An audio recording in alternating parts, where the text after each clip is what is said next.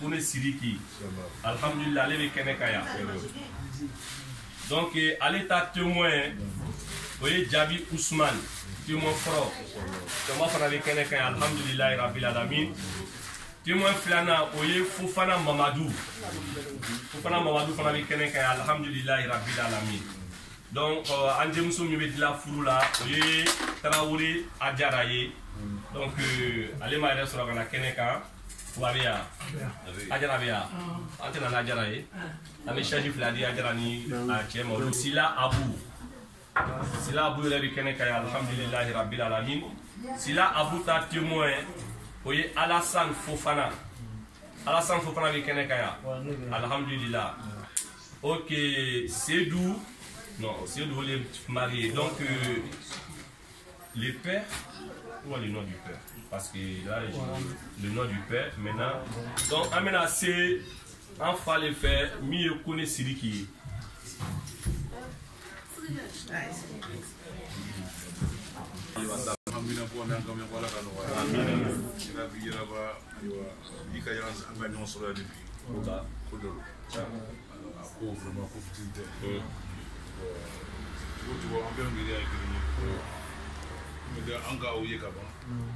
Duradougou, il veut voir la folie, pour les bisoulas, il veut dire, il va aouiller quoi. Alors, il va avoir affaire.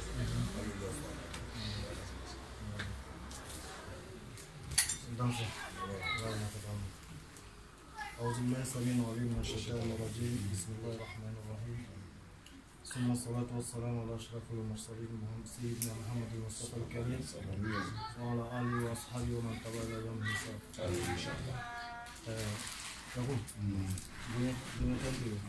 Abu, coba kak ngasih rekomendasi mau bu. Aku makan je, aku nggak ada dah. Soalnya namu bola yang orang kan ya, kalau aku mi anak nanya refleko, pasti selamanya lebih bersama aku. Pasal aku tak aku cari korang apa korang alih kantang, kangke kapla ini cia ye. Bon, pour que amenions l'eau, amenions l'eau. Donc, cela m'a allé, à nous foutre, on va tout amenions l'eau, on va nous. Alhamdulillah, comme à quel âge on va aider nous, à Jalani. On va faire travail, kaka, parce que à Bangé bref. Alors, tu vas dans la Kida la vie, au cas où tu vas me lancer, quand on s'y met le gars, à Bangé, on va faire donc, on sait qu'on est comme il l'a dit, si on a un élément qu'on est en train de faire, on va faire avec la bouillon la circonstance. Il y a bien ce qu'il nous faut nous capables de la. Il y a bien qu'on n'a pas de nom à la moka. Amin. Un réveil n'a alumi fait. Il y a bien qu'à il a chocolat à sa à la moka. Amin souma. Aïe mais encore à la moka. Amin amin. Parce que fou le donner et qu'à fou que yorona aïe bec la clinique. Il y a bien qu'à un yabadi un anya slama un noa long. Au savati à la moka. Comment on s'y abouma. On a qu'à le. Il faut venir. Là, il vient. Là, il histoire. Il y a comment gagner. Il veut que l'aller. Comme il dit ça, mon nom est allé. Il veut qu'on a pour fond. On est allé à Kenyama. C'est très bien. Mais il y a qu'on est. Il y a un bien. Il y a un normalement, il est venu au Tanta. Qu'à 10 € là. Comme ça. T'as côté qu'on a au dîner. Il y a une femme. Alors, avec les déjà, nous manquons de là. Comme nous avons beaucoup de temps, nous avons donné à te faire faire donc, ça fait maintenant 100 € à la il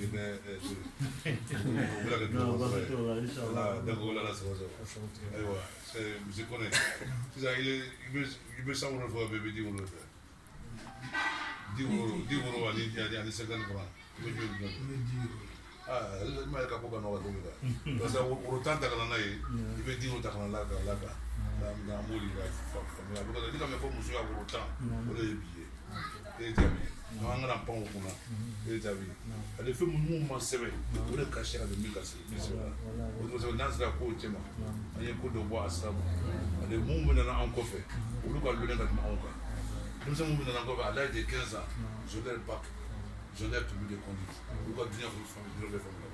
pas. ah tonton vous faites comme ça nous croyons quelle cause en ce cas répond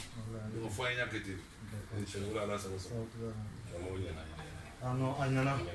alhamdulillah do be ka ketele ah que mais alors dia tiga tino il y a pas de passion voilà ko do be timi mo hakirika ko ah ouais c'est ça voilà donc amo tabi amo wala da tabi ko fara antalo inchallah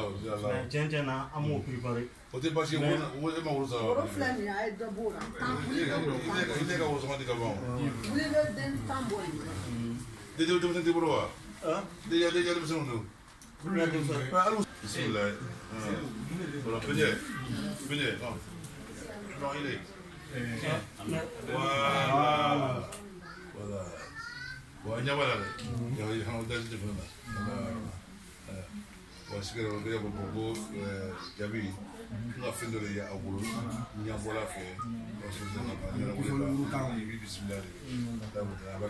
d'accord la foti je va bien ok voilà il va le me faut pas je te me ya bien quoi ok You can have ele va no akutira ele va ikana to wa manu blanga ok auzubillahi samina alim min ash-shaytanir rajim bismillahir rahmanir rahim sallallahu alaihi wasallam ala ashrafil mursalin bon baduma imo men anga mo jabi men dima anga fendo efe amba fe sunan fada tibarakala to wasala jara yala bismillah wa libra wala la sa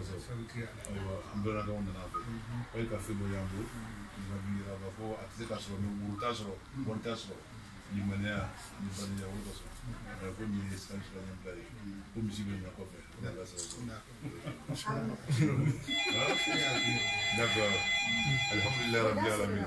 ko ida wasi wala yi ko funa lege ni braji aba Usaj, Naam. Ima punya Alhamdulillah. Yang enggak ada inshallah food. La casa. La femme qui a pour les fruits, dunia ne connaît pas. Samala, ati. Dunia pour les fruits, samala, ati. Ada mana yang berapa? Fruit ka koroni eji, fruit ka koroni seli, fruit ka koroni sui. Ula rasa.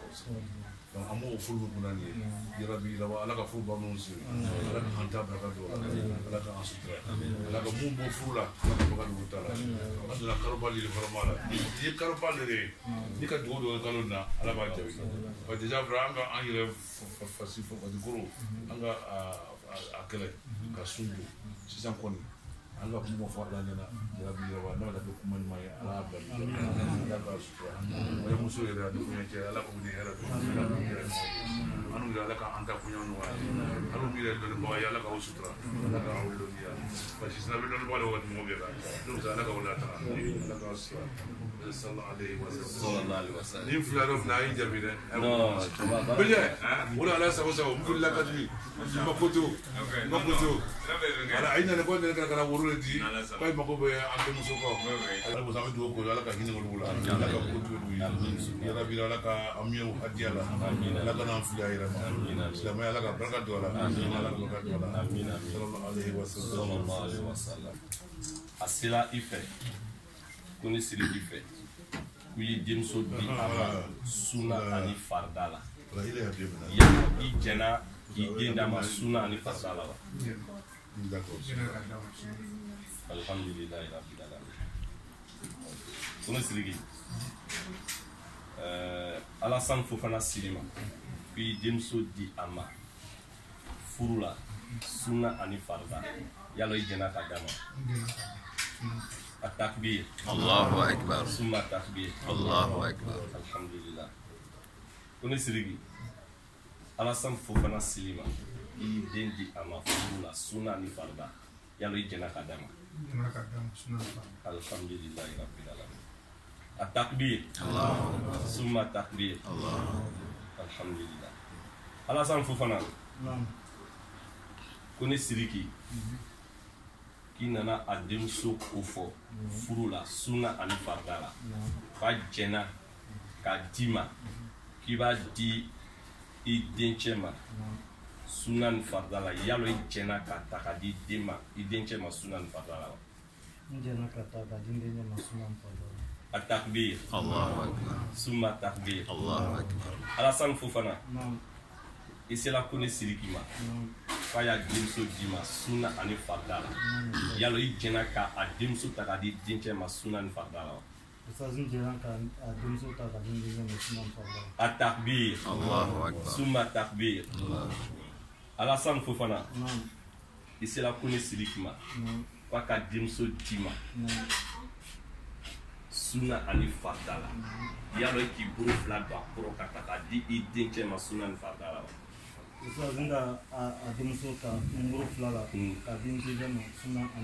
التكبير الله أكبر ثم التكبير الحمد لله رب العالمين donc furu laada dɔ kɔnɔ a belebeleba dɔ le bɛ nin ye bangebagaw f'olu fila le ye jɛn ka denw di ɲɔgɔn ma sinon furu tɛ se ka kɛ hali n'o ka ɲɔgɔn ta parce que a bɛ kɛla ye dɔw bɛ se an ma ko an bɛ fɛ ka furu kɛ o bɛ wari yɛrɛ proposer ye an b'a fɔ la bangebagaw don donc u bɛ wuya dɔw tigɛ bangebagaw b'a firi kɛ o bɛ kɛ mais muso y'a mɔgɔw bɛ kan ka kɛ yan cɛ fana y'a mɔgɔw bɛ kɛ yan non bon voilà u bɛ kumaw ɲagamu mais karamɔgɔ dɔw b'a minɛ mais même i bɛ n'o wari minɛ cogo cogo a tɛ nafa ya lahara fana a kiti ka bon fo ka tɛmɛ donc kosɔn ni bangebaga fila jɛnna k'aw denw di furu la a fana jɛnna ka furu nafolo hali n'a kɛla ni bolola nɛgɛ le ye furu bannaw a tɔ ninnu ye laadaw le ye donc kosɔn an b'a ɲini bangebaga fila olu bɛ kɛ kɛnɛ kan o bɛ ɲininka bɛɛ lajɛlen ɲɛfɛ la an b'a dɔn k'a fɔ sisan fo fami fila donna ɲɔgɔn na donc alihamudulilayi a k'o baaraba le kɛ nin ye an bɛ ala sɔrɔ an b'a baara dari ka nin kɛ furututu ye yarabi ala m'o kɛ o la an bɛna se témoin ma sisan ko ne siri kɛra témoin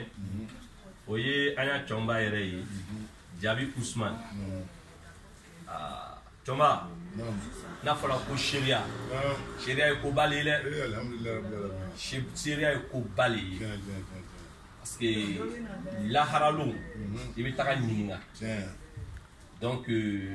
an kana seereya kɛ arrangement ye ni furu banna k'an kɔ don o la donc n'i kɛra seereya ye i bɛ kɛ seereya ye duniya kɔnɔ i bɛ kɛ seereya ye lahara fana donc seereya le fana ye furu ɲɔgɔnma ninnu y'a kungoya ala y'an kisi a ma f'i ye kɛ a kalama hali kan ka wuli ka lɔ furu ni mankan man ka dɔ la k'ale to ɲɛnamaya kɔnɔ donc an b'a la dali mankan kana don a kɔnɔ inshallah donc cɔnba Ousmane Jabi y'a lɔ furu ni i y'a seere ye duniya ani lahara wa alhamdulilayi rabbil alamin inshallah ma sere duniya ani alkiyama takbir summa takbir Jabi Ousmane furu ni y'a lɔ i bɛ lɔ a seereya kɔnɔ duniya ani lahara wa inshallah alhamdulilayi rabbil alamin furu ni ma sere duniya ani alkiyama التكبير الله أكبر ثم التكبير الله أكبر parce que moi min ka seereya di ma nana mɔgɔ الله أكبر ni nana mɔgɔ tɛ السلام عليكم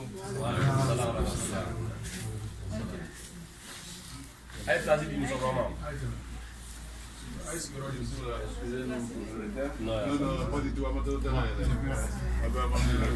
Choma Allah Akbar na ka to America fana ko nyete sira mbele sira ngalo mo mi ko fi ko ko Allah Akbar fo ko so do gira nga fo mu zero nga no ko nga yo lo alhamdulillah ni ala ke ko here na na to ko ni amina on dinga inshallah ni ko na okay bismillah alhamdulillah okay amina ɲininkali sabanan kɛ ok Jabi yalɔ furu ni i bɛ lɔ a témoignage kɔrɔ min y'a seereya ye duniya ani lahara inshallah alhamdulillah kazalika ka fɔ ɲɛma ko kelen kan alhamdulillah sa an bɛ dugawu kɛ ɲɔgɔn ye ala y'a fanga di a ma amin suma amin amin amin ka n ba toujours bismillah inshallah ok ala y'a fanga si a takbir suma takbir ko ne siri ka seereya filanan Fofana Mamadou alhamdulillah Fofana Mamadou y'a lɔ furu ni i bɛ lɔ a seereya kɔrɔ duniya ani lahara wa التكبير ثم التكبير فوفنا مامادو فروني يبلو الشريعة كرو الدنيا عن الله روا التكبير الله أكبر ثم التكبير الله أكبر فوفنا مامادو يالو فروني يبلو الشريعة كرو الدنيا عن الله روا التكبير ثم التكبير صلى الله عليه وسلم. Donc Alassane Fofana ale ka témoin fla témoin foro Sila Abou présent alhamdulillah ah ouais Sila Abou namu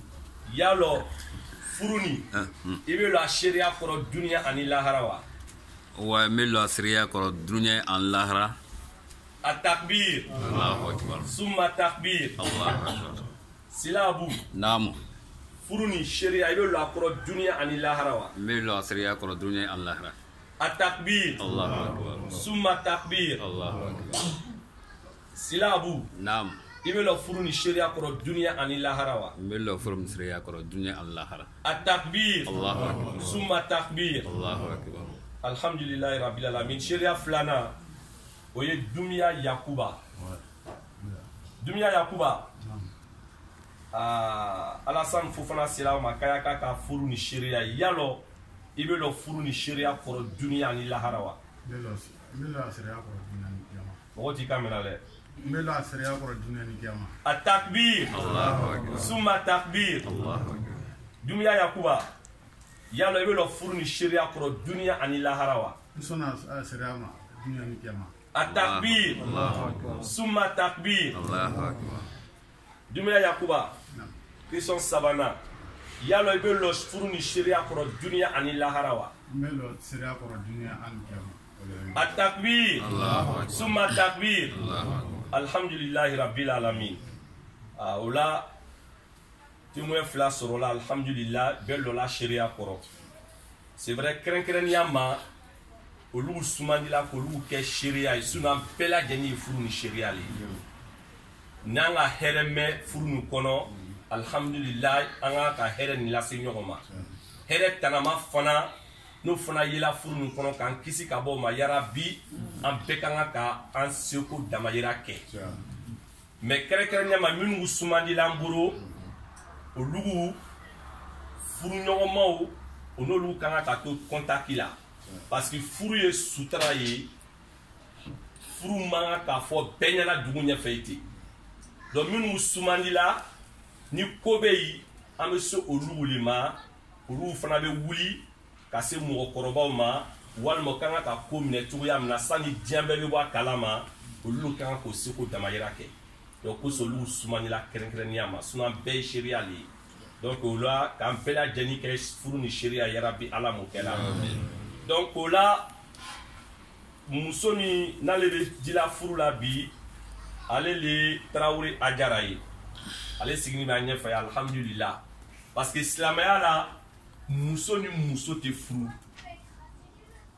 mais jamana nin kɔnɔ bi muso ni muso bɛ furu kɛ la maa n'u fɛ o tɛ kɛ donc an ɲɛ bɛ furu min na muso min n'an ɲɛfɛ yan bi alhamdulillah muso yɛrɛ yɛrɛ lo donc an bɛ ala fo donc furu bɛ se ka kɛ cɛ min fana b'an bolo o ye Seydou donc Seydou alhamdulilahi rabil alamin bɛɛ ɲɛ b'a siginin na kamalen dafalen do bɛɛ donc alhamdulilahi rabil alamin k'a kɛ furu tutu ye yarabi ala m'o kɛ la o la an bɛna se Kone Sidiki ma an b'a ɲininka sariya la silamɛya ka sariya la furu man ka siri furu kan yalɔ i denmuso furu t'a kunna wa alhamdulillah alhamdulillah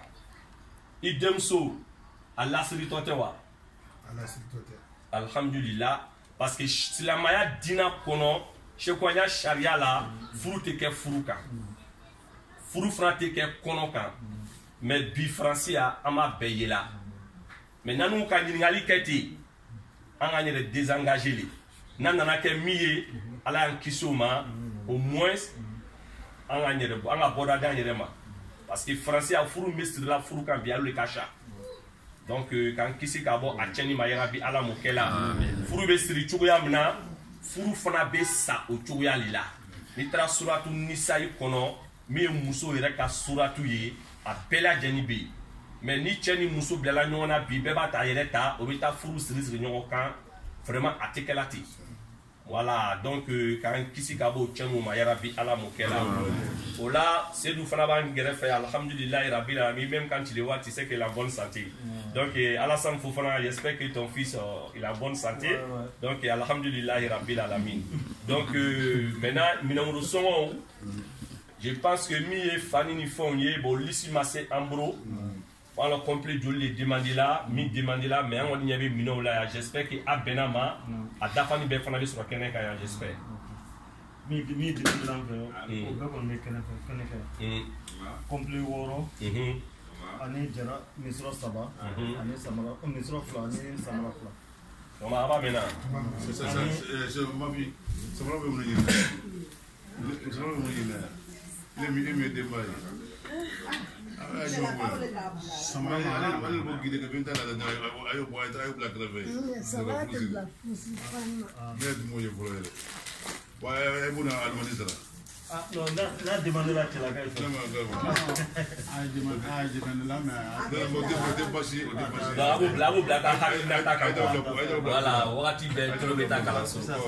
ne ko c'est comme cɔmɔ nana ka sɔrɔ an bɛ cɔmɔ i bɛ hakɛ to dɛ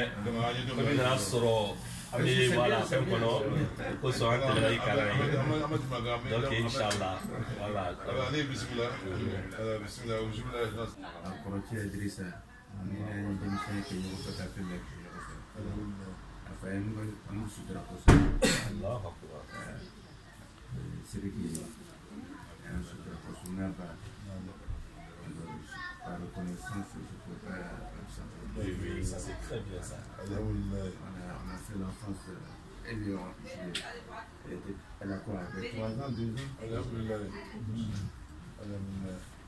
Son grand cousin s'appelle Issa Konate. C'est avec qui j'ai fait l'enfance. Dans les années 60, 50. Vraiment, il y a bon bien. Alors, mieux de vous savoir. Mais comment on a gagné des 50 ans de choses. Son papa était très bien. D'accord, alhamdulillah, rabbil alamin. Sinon, moi, je suis de Dimokro. Et de Dimokro? Moi, je suis né à Dimokro, grandi à Dimokro. Adama de Villeo. Buna adamadenw yɛrɛ koɲuman lɔ i tɛ se ka ala yɛrɛ koɲuman lɔ donc buna adamadenw koɲuman lɔya le kosɔn cɛkɔrɔba k'i déplacer ka ko bɛɛ dabila ka na musokɔrɔba yɛrɛ ta ka na kɛnɛ kan f'a tɛ se ka k'a kɔ donc alhamdulilayi rabbil alamin donc nin ye koba le cɔnba k'a kɛ sara ye an ma yarabi ala m'o kɛ la vraiment ala bila mizani na ala n'u yɛrɛ sababuya de kosɔn ka kɛ furu tutu yarabi ala m'o kɛ la ani ka ala baraji na ani cɛ ala ani cɛ o vraiment merci pour vos déplacements wallahi a dɔw inchallah tuma an bɛ tɛmɛ n'an baara o la donc o la minɛnw bɛ yan donc an balakaw suratu wa salam ni nin bɛɛ kɛla ten kutuba kun bɛ yɛrɛ ni haya saba inshallah o la an bɛɛ lajɛlen bɛ an ŋaniya kɛ kelen ye an bɛ nana sisan ka na furu le siri sisan donc an bɛ na ka na kutuba yɛrɛ donc kutuba nin ye haya saba donc an bɛ na haya ninnu fana kɔrɔ fɔ mɔgɔw ɲɛna i na banaw la sisan ni ladilikan min b'an bolo k'a di furuɲɔgɔnmaw ma an b'o fɔ o ɲɛna puis an bɛ dugawu kɛ ɲɔgɔn ye inshallah taala puis an bɛ sira di mɔgɔw ma ni ala subhanahu wa taala sɔnna ma o la ala y'a ɲɛ k'a d'a ma inshallah taala na'uzu billahi minash shaitanir rajim bismillahir rahmanir rahim اللهم صل على سيدنا محمد الفاتح لما أغلق والخاتم لما سبق ناصر الحق بالحق والهادي إلى صراطك المستقيم وعلى آله حق قدره ومقداره العظيم إن الله وملائكته يصلون على النبي يا أيها الذين آمنوا صلوا عليه وسلموا تسليما كثيرا. اللهم صل على محمد وعلى آل محمد كما صليت على إبراهيم وعلى آل إبراهيم وبارك على محمد وعلى آل محمد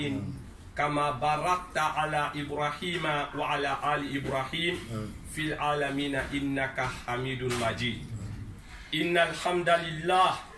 نحمده ونستعينه ونستغفره ونستهديه ونعوذ بالله من شرور أنفسنا ومن سيئات أعمالنا. من يهده الله فهو المهتدي ومن يضلل فلن تجد له وليا مرشدا. ونصلي ونسلم على سيدنا وحبيبنا وشفيعنا ومولانا محمد رسول الله صلى الله عليه وعلى آله وأصحابه وأزواجه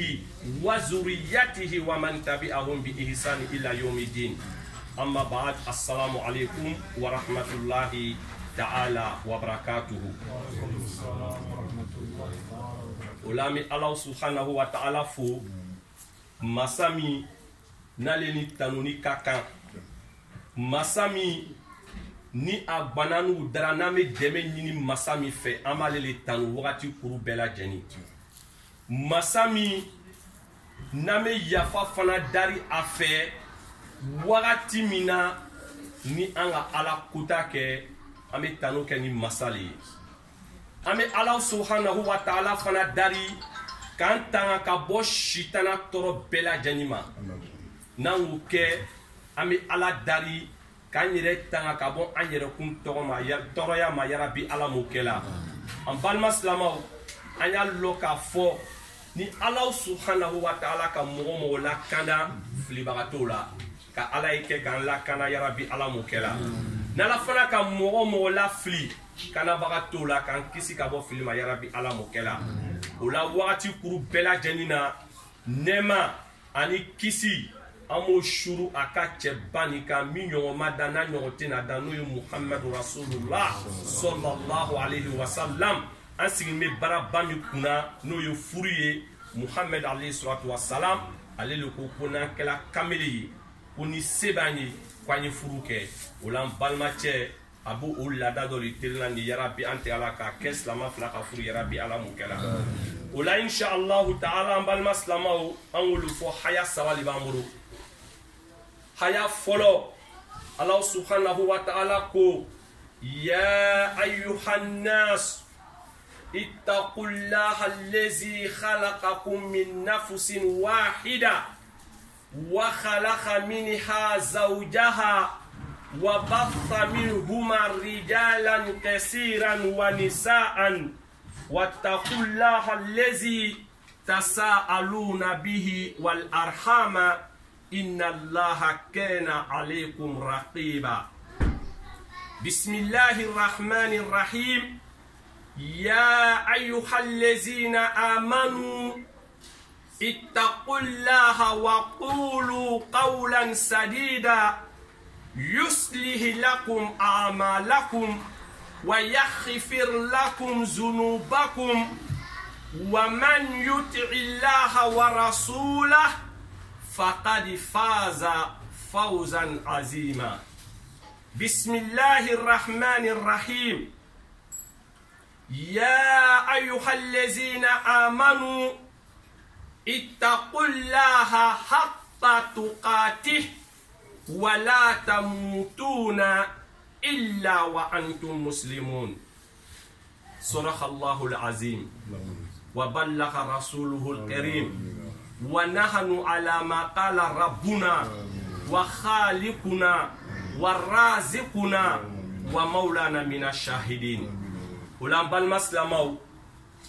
قرآن حياة سبا من نغاكي كفرو سري قرآن دولي بي على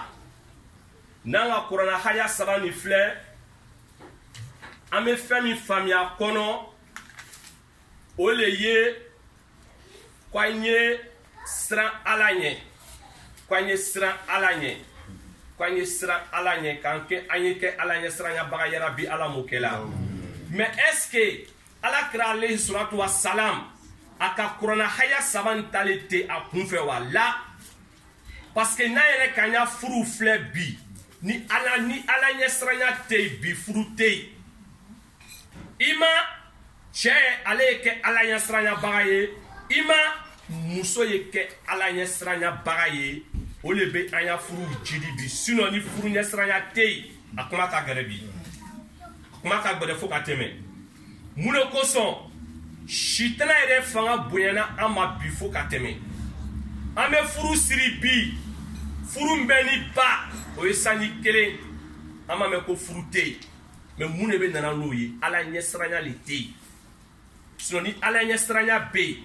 ala subhanahu wa ta'ala yɛrɛ ko a ma ko ale ka an dan ka muso dan ka bɔ cɛ de la a muso danna ka bɔ cɛ la mun de kosɔn k'an ye kɛ sigiɲɔgɔnma ye o sigiɲɔgɔnmaya kɔnɔ sisan n'o ye furu ye mun de danna ka bɔ o la el mawaddata wa rahma ala ko k'ale ka kanu ani hinɛ o yɛrɛ o le ye furu ye sabu kanu o le ka sedu ni ajara se ɲɔgɔn ma bi donc an bɛ ala subhanahu wa ta'ala fo ko kanu ni ka jidi yɛrɛ bi ala m'o kɛ la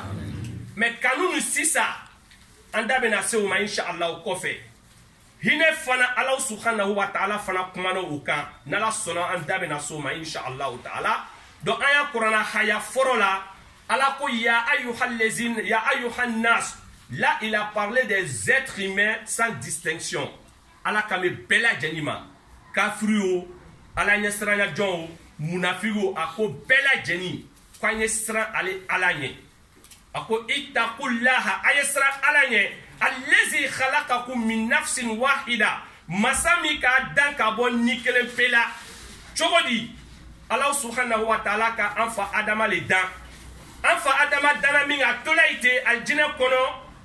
a tun bɛ kelenya la a tun bɛ ɲɛnafin na ala subhanahu wa ta'ala ka mun kɛ a k'an ba awa dan ka bɔ an fa adama galaka kolo le la a numan boro a galaka kolo an ba awa danna ka bɔ o le la donc o kosɔn an baw an faw an bɛ min faamuya muso yɛrɛ danna ka bɔ yɔrɔ min na o ye galaka ye n'a ka galaka fila bɛ cogo di a dan cogo la gɔlɔni don donc ni k'i bɛ muso telen i bɛ na kari de donc an bɛ an balakaw minɛ o cogoya la an bɛ ladilikanw don d'o ma a faamuya ko ɲuman k'o d'a ma yarabi ala m'o kɛ la donc sisan olu nana dan sisan ka o kɛ mun ye sisan wabasa minhuma rijalan kasiran wa nisaan o nana kɛ furuɲɔgɔnma ye sisan o furuɲɔgɔnma kɔnɔ ala ko di ko wabasa minhuma rijalan kasiran wa nisaan ko ye cɛ caman ba ani muso caman ba kɛ donc kuma kuranna haya nin fana ko dɔ de b'a kɔnɔ an bɛ mun de faamuya sisan kuranna haya nin kɔnɔ ala yɛrɛ le ko furuɲɔgɔnma ye den caman ba kɛ mais mun de kosɔn bi an n'u bɛ bana ka den caman ba kɛ ko à cause de la conjoncture ko gbɛlɛya kosɔn ko planning familial silamɛw a y'a lɔn k'a fɔ ko planning familial ça n'existe pas dans l'islam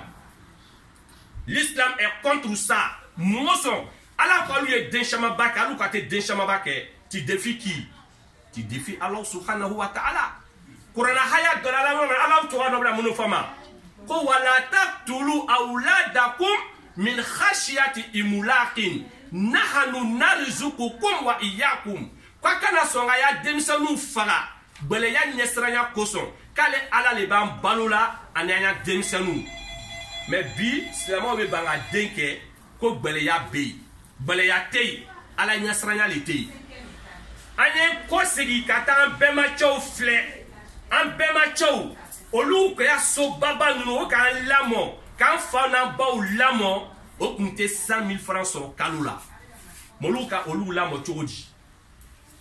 dumuni tun bɛ kɛ sɔgɔma a tun bɛ kɛ tile a tun bɛ kɛ su an n'u bɛ miliyɔn sɔrɔ bi mun sɔn an n'u ya miliyɔn ta nafa la ala ɲɛsiranya le tɛ yen donc a ye den kɛ a kana fɔ ko gbɛlɛya kosɔn la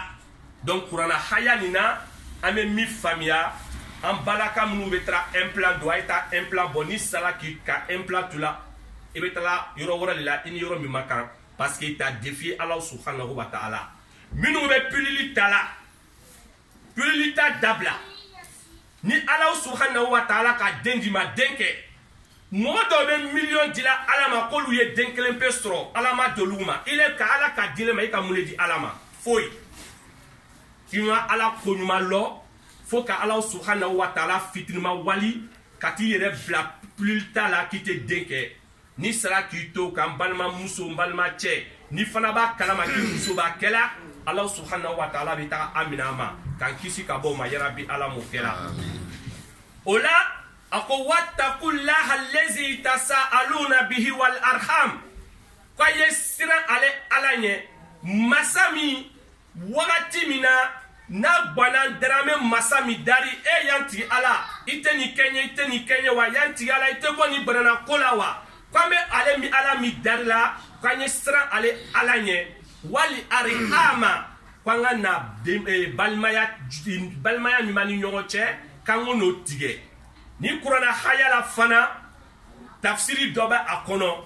o tafsiri ye mun ye an balimacɛ n'an balimamuso bi olu furula ɲɔgɔn ma an b'a fɔ alhamdulilahi rabbil alamin mais o y'i jija o kana balimaya tigɛ ni kuma nin bɛ bori muso ni cɛ bɛɛ lajɛlen kan cogo di an balimamuso Ajara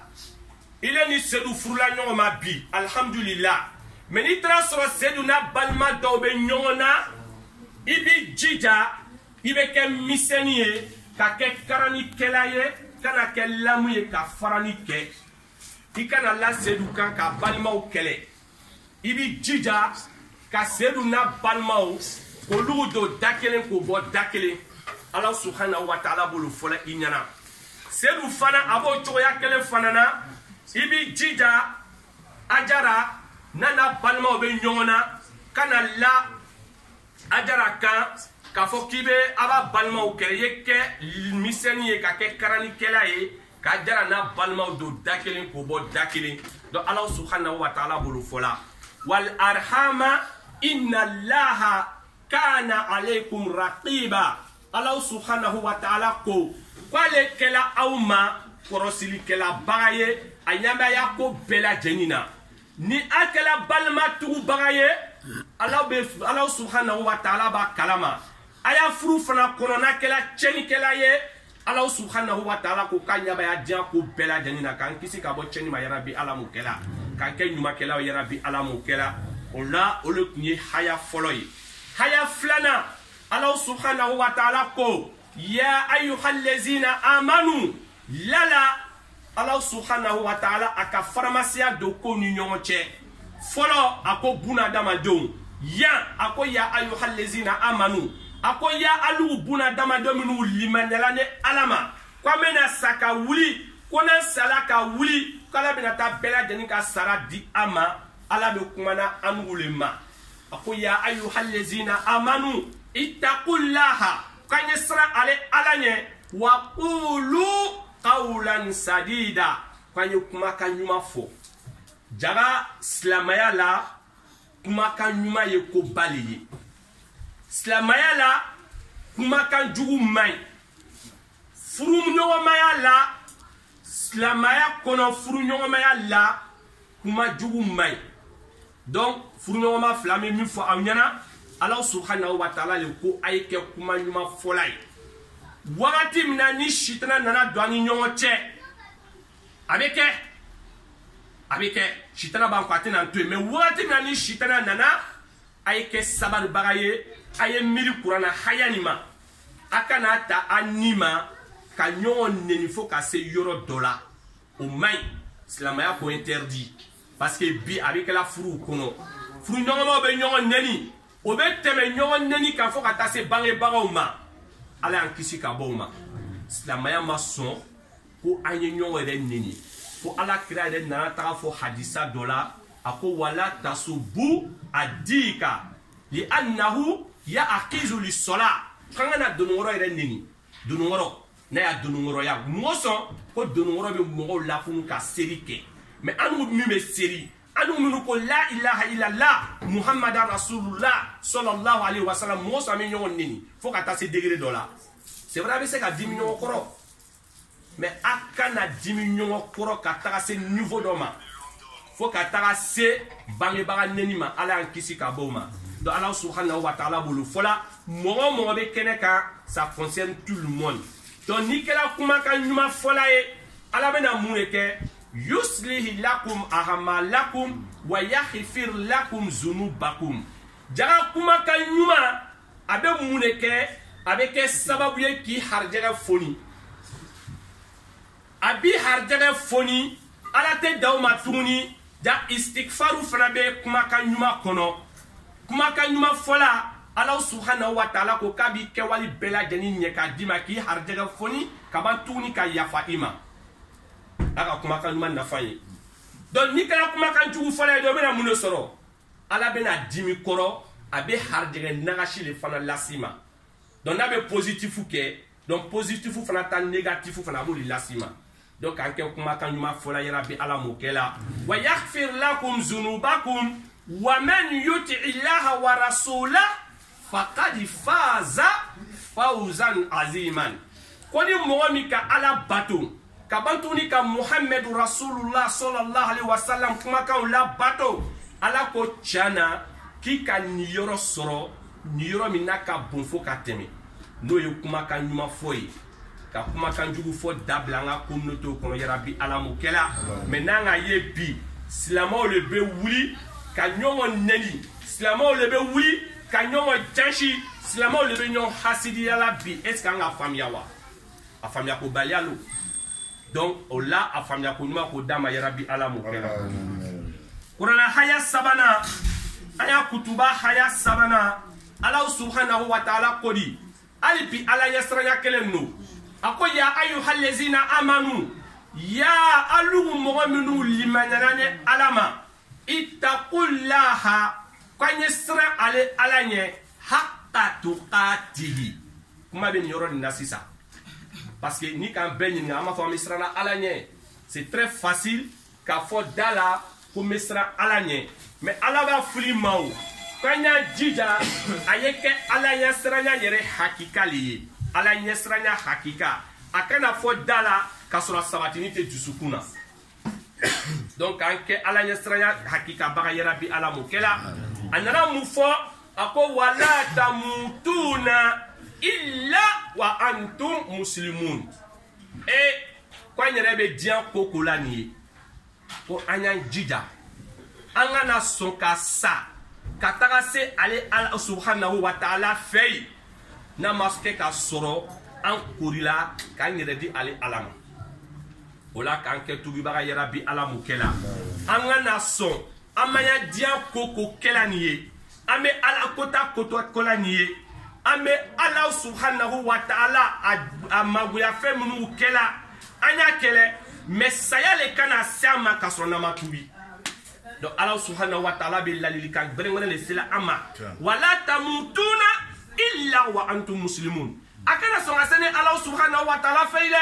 fa y'a sɔrɔ a k'a yɛrɛ kori ka ala kota ko bɛɛ lajɛlen dabila ka tugu kuranna kumakanw kɔ ka tugu muhamadu ka sunaw kɔ sallallahu alaihi wa sallam n'a k'o kɛ n'a sela ne ala ma n bɛna sara di aw ma ani sara min ka kan n'o ye alijinɛ ye ka jinɛ dan bɛɛ lajɛlen ma yarabi ala m'o kɛ la donc o ladilikan de tun b'an bolo inshallah olu tun bɛ an ka kutuba kɔnɔ donc kutuba o sisan o karana ka ban an bɛna ladilikan min di sisan furuɲɔgɔnmaw ma ça concerne nous tous o le ye furu kɔnɔ silamaya furu kɔnɔ silamaya furu kɔnɔ silamaya furu kɔnɔ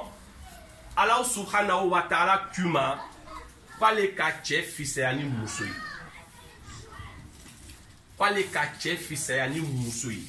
mais est ce que cɛ fisayala ni muso ye tele wa la ala subhanahu wa ta'ala ka cɛ fisaya ni muso ye kun jumɛn le kosɔn ko sabu cɛ le bɛ lɔla ni muso ka kungoya bɛɛ lajɛlen n'o ye musaka ye ale le bɛ muso balo ale le bɛ bon ta ka di muso ma ale le bɛ lɔ ni muso y'a koɲɛ bɛɛ lajɛlen ye o le kosɔn ala ka cɛ fisaya ni muso ye donc cɛ min sisan ni le taara kɛ ni muso le lɔni bɛ n'i y'a koɲɛ ye sisan ni bana le ka muruti mun de bɛ kɛ sisan muso de bɛ fisaya ni le ye k'an kisi ka bɔ o ma yarabi ala m'o kɛra mais an balima silamɛw wagati dɔ bɛ se ka kɛ ala bɛ cɛ la jarabi harijɛgɛ nagasi bɛ na o ye ala ka latigɛ ye n'o kɛla i bɛ muso min ni ala subhanahu wa taala k'i le sɔn harijɛgɛ la ka tɛmɛ i cɛ kan i bɛ lɔ ni cɛ ka musaka ye o bɛɛ kɔnɔ o t'a yira k'a fɔ k'i ka fisa ni cɛ ye dɛ i bɛ taa ni ala ka kuranna haya le i bɛ baara kɛ n'o le ye mais komi ala ka lajarabili gosi i cɛ kan gbɛlɛya b'ale kan hɛrɛ b'ile kan i bɛ se ka lɔ n'a ka musaka i bɛ lɔ n'a ye kana banko parce que ale de kan ka kɛ o ye ala ka lajarabili ye donc a fɔ ka détailler ka yira mɔgɔw la mais n'o tɛ cɛ ile bɛ sɔrɔ kɛ la harijɛgɛ nagasi t'i kan i kan ka lɔ ni muso ka koɲɛ bɛɛ lajɛlen ye o de kosɔn ala ka cɛ fisaya ni muso ye mais o la ni kuma ni komi an bɛ Europe le kuma ni a bɛ moderniser fo ka walawala ka fɔ mɔgɔw ɲɛna c'est vrai ici an bɛ jamana nin kɔnɔ une seule paye c'est pas suffisant ni ka charge ni fɛn bɛɛ lajɛlen bɔ a kɔnɔ i kelen pe y'a sara k'a to yen ten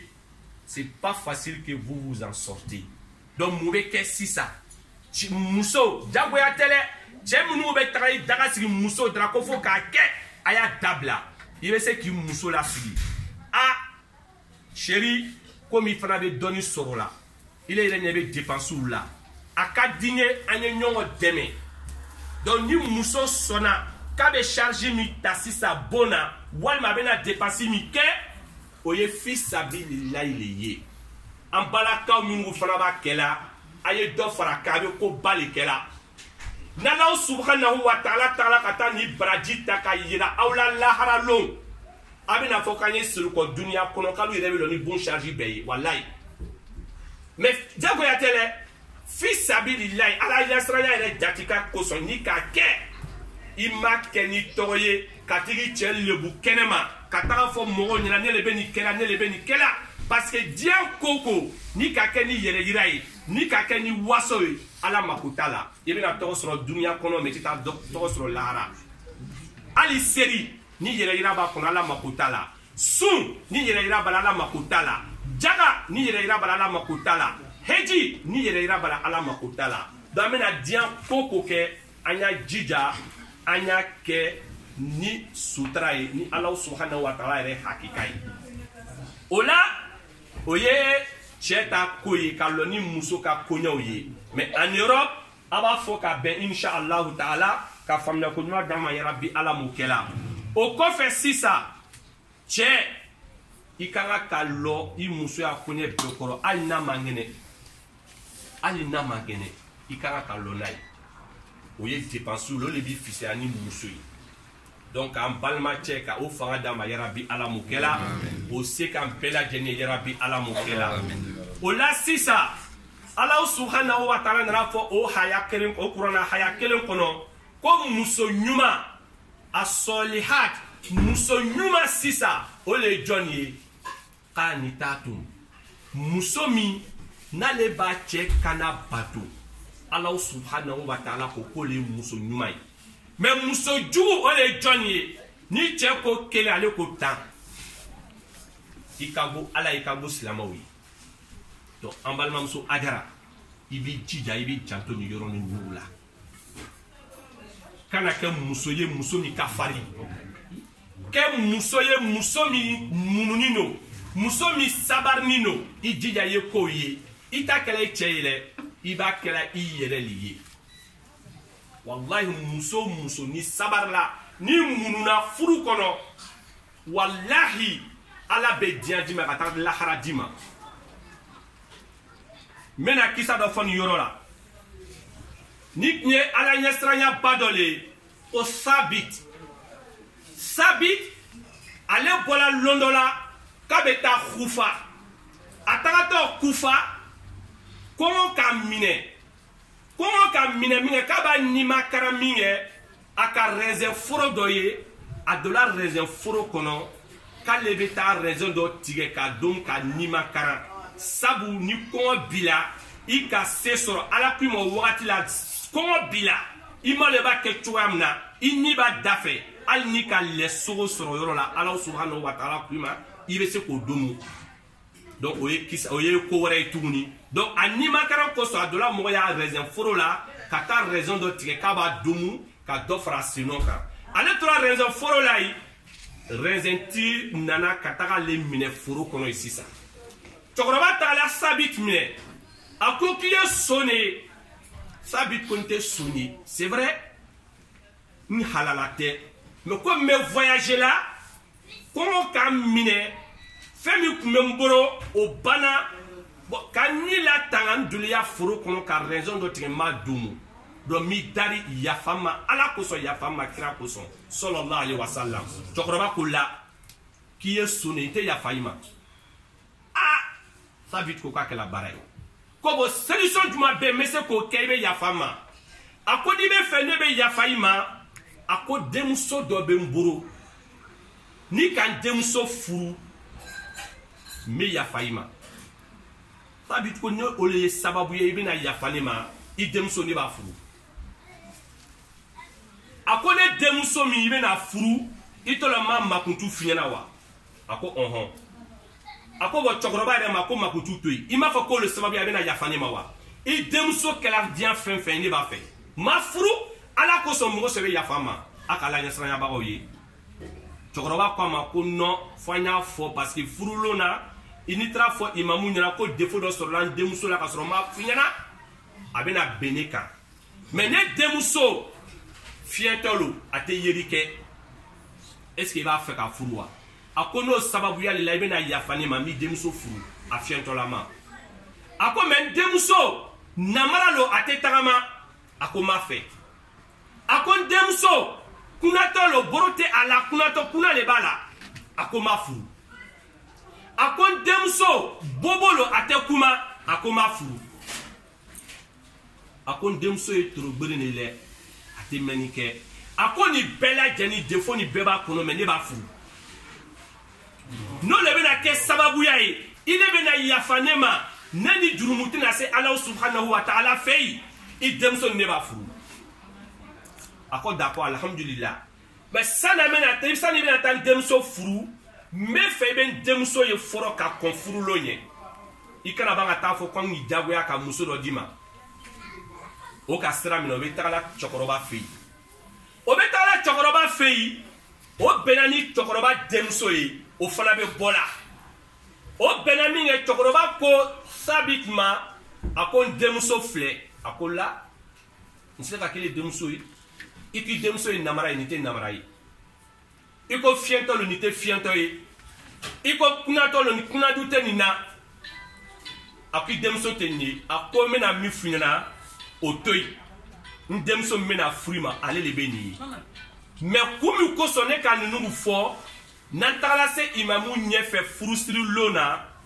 mena o funyana alhamdulillah o temana ni ko yete frulo nana se o tala se imamu nyefe comme on a quelque chose à mon ka furu sirika ban ko be duawu ke sabit ko la duawu te se ka ke ay chokoroba nyininga aka kuma dama ni fone nyana ka kon furulo nye nga nyininga ko furulo abena fonya duma fonyana ako c'est vrai chanu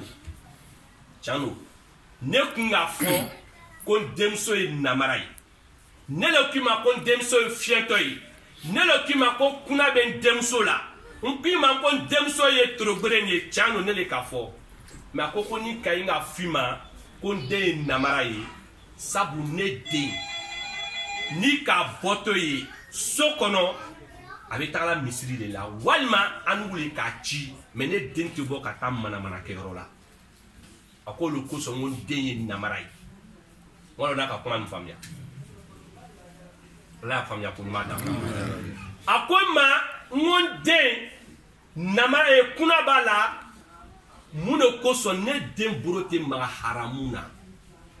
ni kane deni fe aburu c'est que halalalo mais haramu ne demsote maola ako alhamdulillah o famiala iki demso e fientoye ako c'est vrai mon demso e fientoye ako ne den ate haramu fila ɲɛkisɛ la wagati ni ka ne denmuso sigini ye a bɛ kuranna le karanna a ko olu kosɔn ko denmuso ko fiɲɛtɔlu a ko i denmuso ye torogbere ye a ko effectivement ne denmuso torogbere no mun kosɔn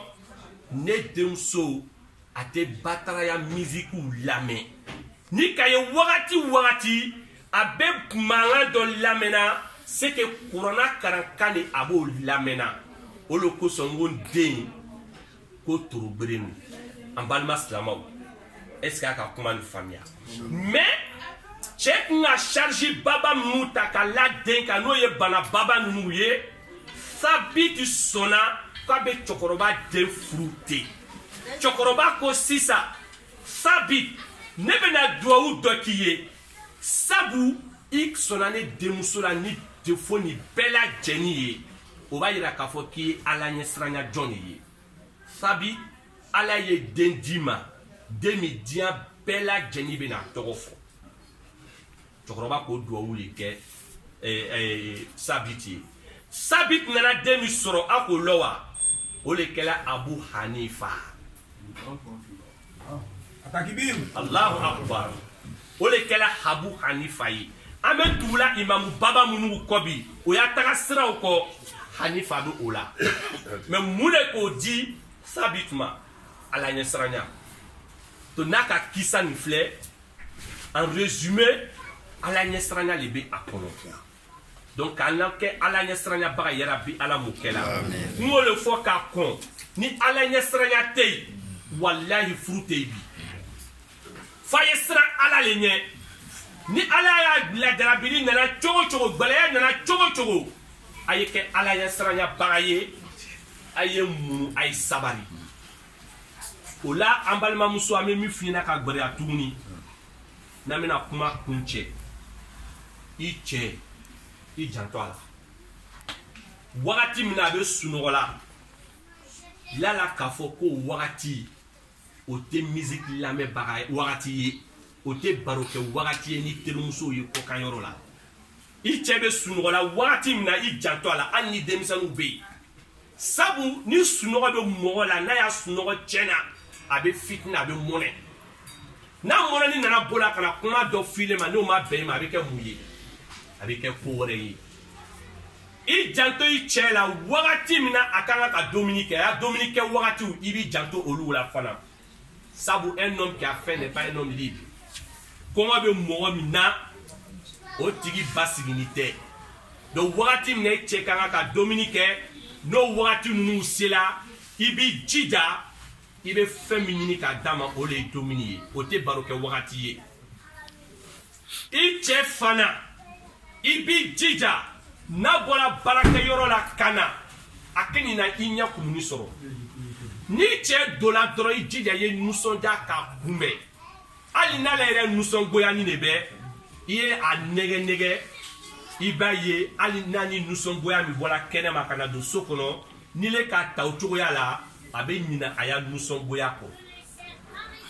ni cɛ fana k'i bila baara la a baara ni jija i b'a kɛ a kɛko ɲuman na k'a di a ma wagati ni cɛ mako b'i la ni ka kala bato ala kira alehi salatu wa salam a bɛ nin fɔla Abdurrahman bun Awf le ɲɛna a ko muso o muso bɛ ninnu dafa ka i cɛ nisɔndiya ka i cɛ kana bato k'i cɛ ya ladaw teren k'a d'a ma kɛko ɲuman na ko ni muso o muso bɛ nin kɛ ka seli farida loru seri a kɛko ɲuman na ka sun don a doko ɲuman na wallahi ko Ala subhanahu wa ta'ala bɛ alijinɛ bɔ bɛɛ bonda yɛrɛ k'a d'i ma da min k'i da k'i bɛ don yen an baw donc nin ye koba le ye k'a di an bamusow ma kuma caman na ko muso ma sabari a bɛ k'o ɲɛna k'an tɛ dɔ fɔla cɛw ɲɛna mais hadisa minnu bɛ fɔla hadisa ɲɛnamaw lo kɛnɛmaw lo muso ya halijinɛ don wallahi a lakile b'i cɛ le senkɔrɔ muso k'i kɛ ɲɔgɔn kan lon dɔ la ka na an ba Aishatu kɔ radiyallahu anha ko ye Muhammadu wure ka di ale olu ma sallallahu alaihi wasallam Muhammadu bola minge muso groupe nu ko Muhammadu ma ko lu fana bi fa ka taa jihadu kɛ Muhammadu ko ma ko a furuni no wa ko lu furuni no ko na lu furuni no alu makote ko ay taa jihadu kɛ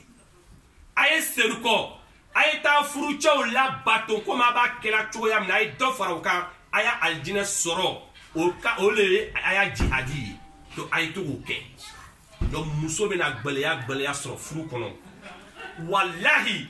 ake ala kosɔn ake kira kosɔn sallallahu alaihi wasallam ala be diɲɛ nɛma d'i ma ka ban tuguni ka taa lahara nɛma d'i ma cɛ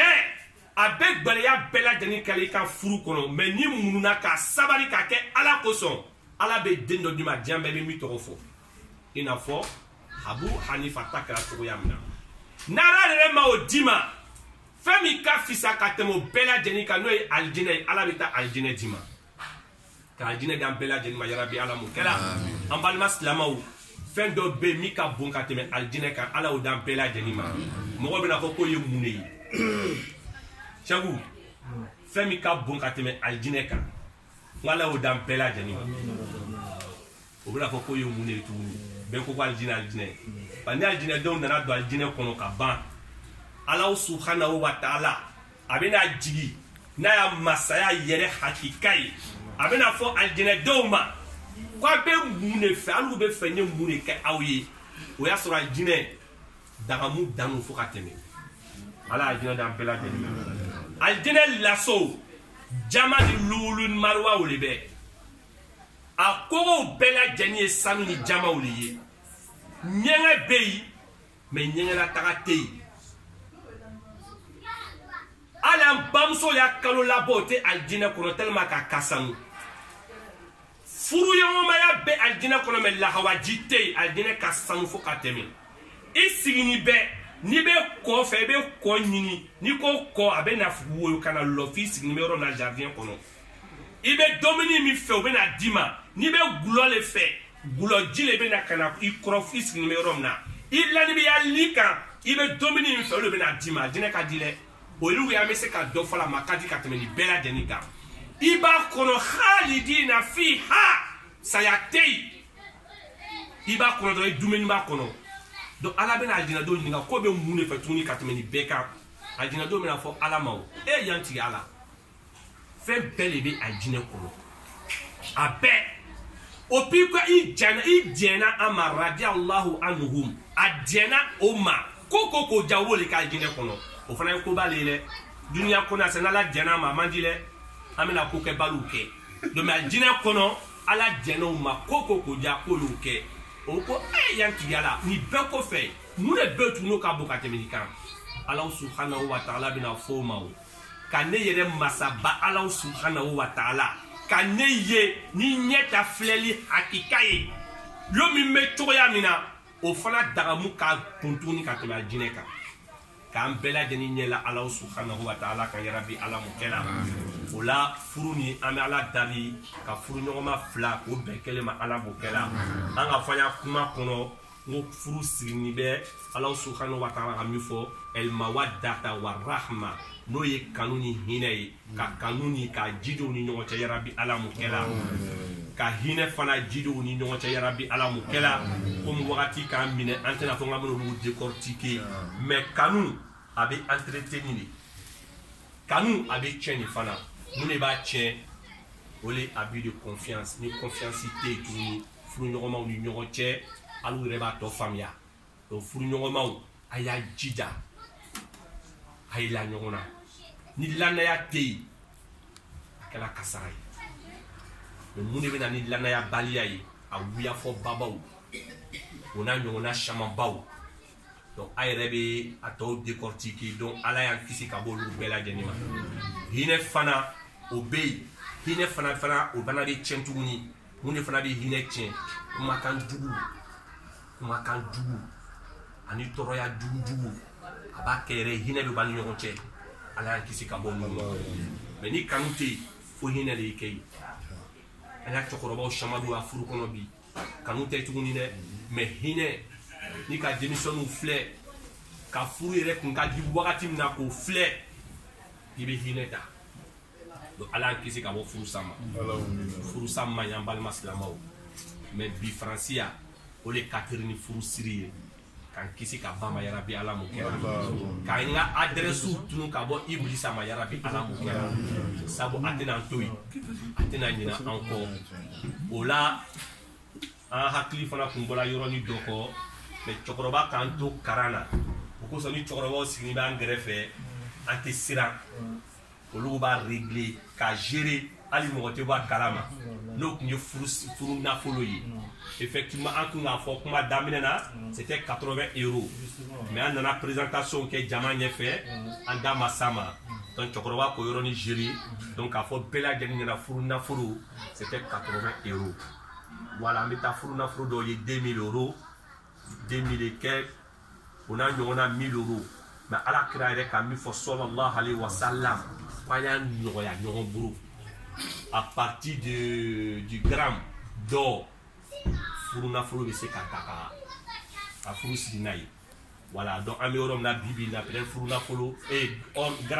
garamu peut-être ça va être dans les 40 € ou peut-être moins de ça là ou alam mais à partir de 50 € pour monter furu nafolo bɛ k'olu ye donc furu nafolo tɛ belebeleba ye ala kira yɛrɛ ka furu dɔw siri ni chapeau ye ni borola nɛgɛ o ɲɔgɔn si camanba de kɛla donc ka furu ni kɛ furu tutu yarabi ala m'o kɛra ka den b'o la den min yɛrɛ bɛna fisa n'olu yarabi ala m'o kɛra o la an balima minnu bɛ kɛnɛ kan yan minnu tɛ furu la an bɛ ala dari ka furu di bɛɛ lajɛlen ma yarabi ala m'o kɛra n'ala ka furu d'an ma ka kɛ dususuma furu yarabi ala m'o kɛra furu ɲɔgɔnmaw o don da kelen k'o bɔ da kelen yarabi ala m'o kɛra o ka fɔta o n'o ta